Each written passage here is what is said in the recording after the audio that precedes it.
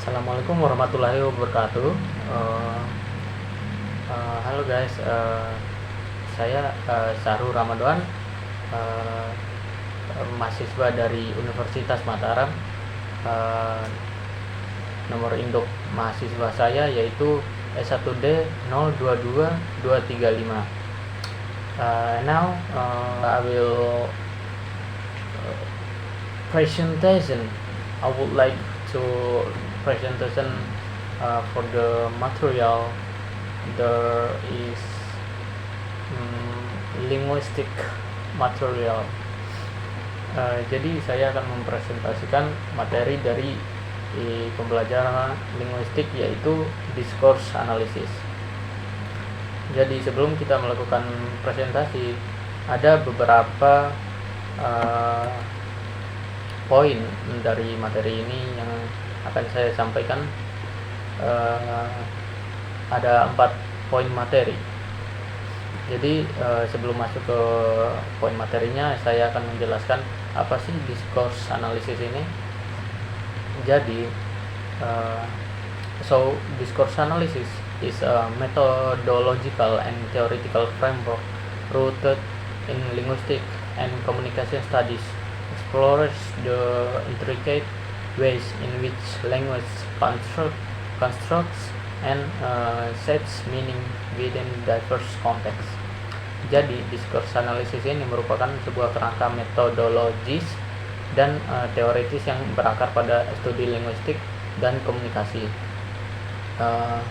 dan mengeksplorasi cara-cara rumit di mana bahasa membangun dan membentuk makna dalam konteks yang beragam.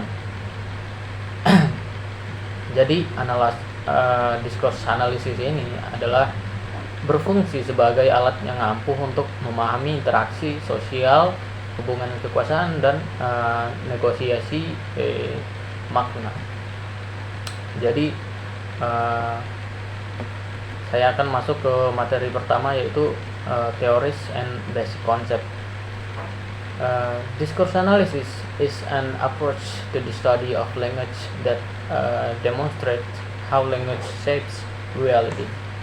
Jadi discourse analysis ini adalah suatu pendekatan studi bahasa yang menunjukkan bagaimana bahasa membentuk realitas.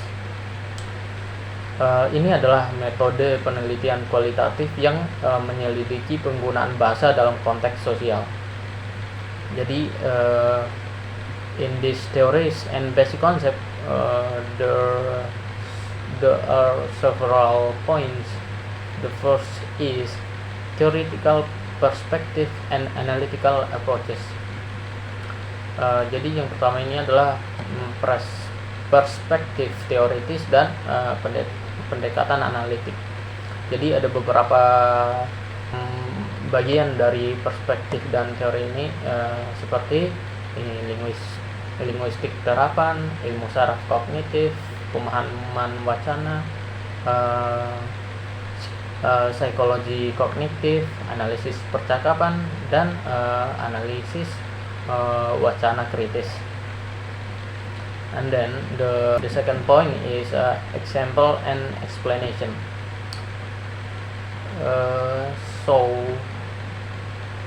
Key example of discourse analysis include the study of television, news, film, newspaper, advertising, political speeches, and the others. Discourse analysis ini adalah diterapkan dalam studi media, studi budaya, studi pendidikan, dan studi komunikasi untuk menunjukkan bagaimana teks dan bahasa memiliki kekuatan untuk membentuk persepsi masyarakat terhadap realitas. And then the third is steps in discourse analysis.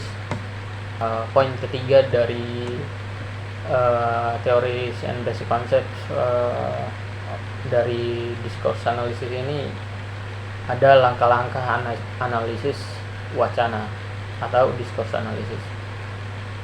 Jadi yang pertama itu memutuskan pendekatan analisis berdasarkan pertanyaan penelitian. Kedua, memilih metode pengumpulan data.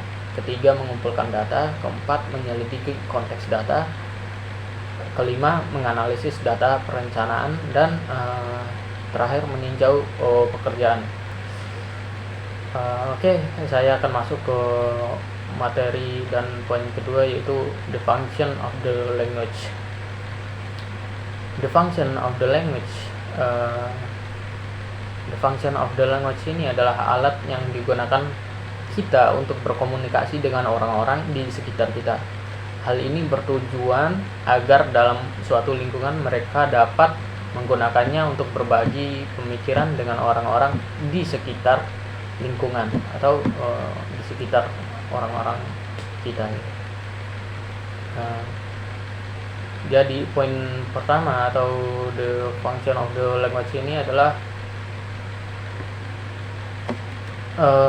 communicative function. Jadi fungsi komunikatif dengan cara bahasa digunakan, di mana bahasa digunakan sebagai alat untuk berkomunikasi dan berinteraksi dengan orang lain. Kegunaannya untuk informasi sharing, questioning, answering, dan interacting. Dan poin kedua dari function of the language ini social function. Social function dalam discourse analysis mengacu pada bagaimana bahasa mencerminkan dan membentuk hubungan sosial antar penutur dalam berkomunikasi. Poin ketiga yaitu pragmatic function. Pragmatic function dalam discourse analysis juga mencakup pengetahuan tentang tindak tutur. Poin keempat yaitu ideological function. Ideological function dalam discourse analysis mengacu pada penggunaan bahasa untuk menyatakan sesuatu, memperkenalkan atau mencerminkan ideologi, opini politik, dan katup tertentu dalam lingkungan masyarakat. Poin kelima yaitu stylistic function. Stylistic function dalam discourse analysis mengacu pada cara bahasa digunakan untuk menciptakan identitas komunikatif tertentu atau mengekspresikan gaya komunikasi tertentu. Poin keenam yaitu recreational function. Jadi recreational function ini mengacu pada penggunaan bahasa untuk hiburan, kesenangan, atau ekspresi artistik seperti dalam cerita, puisi, lagu, atau karya-karya sastra lainnya. Oke, saya akan masuk ke poin ketiga dari materi discourse analysis ini, yaitu language forms. Jadi ada dua poin dari language forms ini, yaitu spoken language and written language. Pertama, spoken language atau bahasa lisan ada beberapa kegunaan, yaitu pertama, bahasa lisan mengacu pada bentuk komunikasi di mana kata-kata dan kalimat diungkapkan secara lisan melalui ucapan.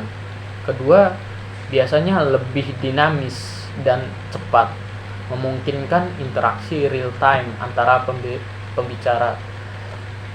Ketiga, ciri-ciri bahasa lisan meliputi intonasi, ritme, nada, dan syarat nonverbal seperti gerak tubuh atau ekspresi wajah.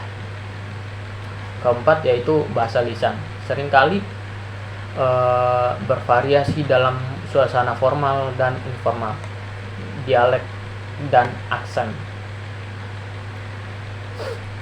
atau logat. Dan poin kedua dari forms language ini adalah written language atau bahasa tertulis. Bahasa melibatkan pengungkapan gagasan pikiran dan informasi melalui simbol tertulis seperti huruf dan kata pada media fisik atau digital. Poin-poinnya yaitu biasanya lebih terstruktur dan permanen dibandingkan dengan bahasa lisan, dan Bahasa tertulis sering digunakan dalam konteks formal, akademis, dan profesional. Kemudian written language ini sering digunakan dalam konteks memungkinkan perencanaan, pengeditan, dan revisi yang cermat sebelumnya. Dan terakhir yaitu aturan tata bahasa, tanda baca, dan ejaan dipatuhi dengan lebih ketat dalam bahasa tertulis.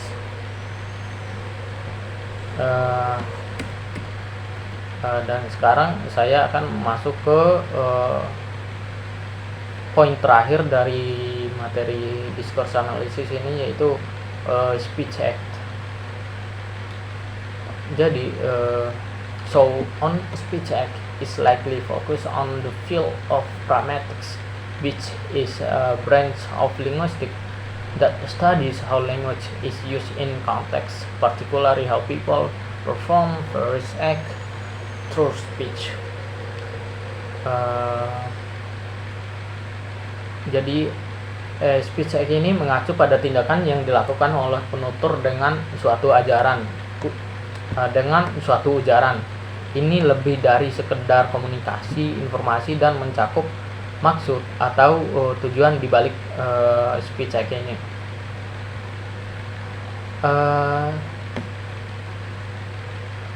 The first point of the speech act is speech act refers to the functional aspect of language, where speaking is not just about conveying information but also performing actions. And then when people use language, they are not merely uttering words, they are performing action like making promises and giving comments. And then the second point in this speech act ini adalah komponen dari speech act. Jadi ada 3 komponen dari speech act ini. Yang pertama yaitu locutionary act. Locutionary act, this is the literal meaning of the words used in a utterance. Artinya locutionary act ini adalah tindakan dasar untuk menghasilkan ekspresi linguistik yang bermakna. Ini mengacu pada pengucapan bunyi kata dan konstruksi kalimat yang benar secara tata bahasa. Dalam istilah sederhana, yaitu adalah tindakan mengatakan sesuatu yang mudah atau dapat dipahami. Dan kemudian illocutionary act. Illocutionary act this presents the speaker's intended purpose or function, such as making a request or giving an order. Jadi illocutionary act ini mewakili maksud pembicara atau kekuatan di balik ucapannya.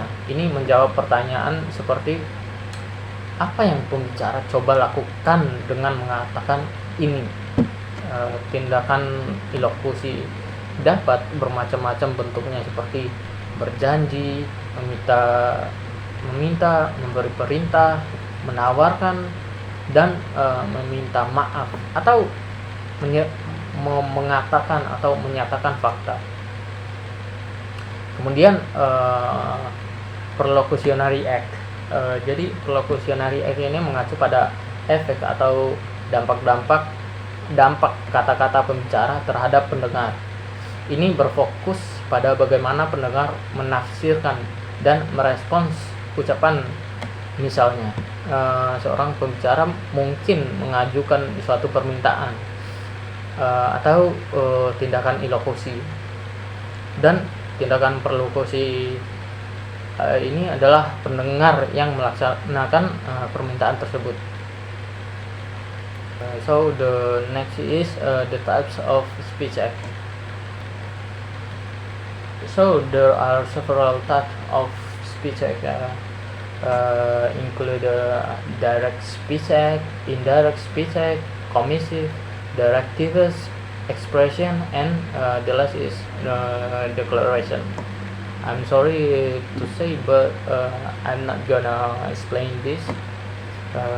Now I'm gonna going into the last material of speech act. There is importance of speech act theory. First importance of the speech act theory is crucial in communication, as misinterpretation of illocutionary force can lead to misunderstanding. Jadi memahami tindak tutur atau tindak pidato sangat penting dalam komunikasi, karena salah tafsir terhadap kekuatan ilokusi dapat menyebabkan kesalahpahaman. And then the second is speech act theory helps in explaining how language is used not just to convey information but also to shape social interaction and relationships. Jadi teori speech act ini membantu menjelaskan bagaimana bahasa digunakan tidak hanya untuk menyampaikan informasi tetapi juga membentuk interaksi dan hubungan sosial. The last of importance of speech act there is relevan dalam berbagai bidang termasuk linguistik, filsafat, studi komunikasi, dan bahkan kecerdasan buatan seperti AI dan pemrosesan bahasa secara alami. Jadi itu saja semua materi discourse analysis ini yang bisa saya jelaskan sekarang. Mohon maaf bila ada kekurangan, dan saya berterima kasih kepada Pak Andra yang telah memberikan tugas presentasi ini. Sekali lagi saya mohon maaf bila ada kekurangan dan kesalahan kata dalam presentasi saya kali ini. Jadi teman-teman, sekian, wassalamualaikum warahmatullahi wabarakatuh.